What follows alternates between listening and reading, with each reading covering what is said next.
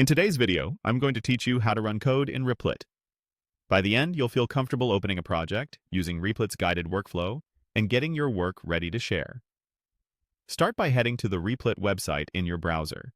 You'll land on a workspace where you can create or open projects. If you arrive on a page with a project already loaded, that's fine. The process is the same. Replit's interface is designed to guide you, so look for the main input area that's highlighted, typically a search or command bar. Type your project name or a keyword there to bring up the project or template you want to work with. Using that highlighted field ensures you're in the right place without hunting through menus. Next, select the Build option. Build is where Replit helps you set up and organize your work. It's more than just files. It's a workflow that encourages you to think about what you're making before you dive too deep. This keeps you focused and makes debugging easier later. Within Build, choose the section labeled Ask Questions. Plan your work. This guided panel is a space to clarify your goal.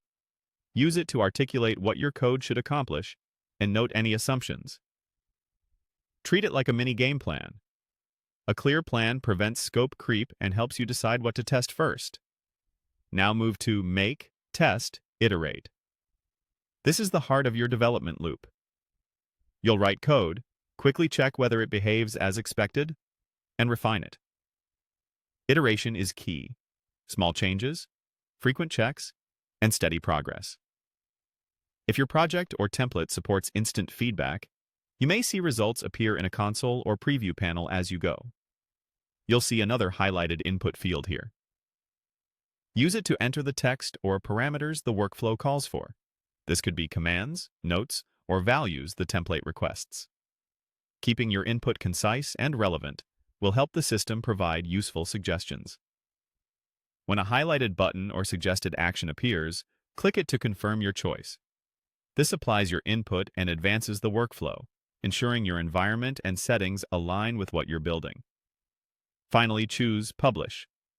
Publishing bundles your work so it's easy to share or deploy. You can set visibility and add a short description so others understand what your project does. Publishing is optional while you're still tinkering, but it's great for capturing a clean snapshot of your progress.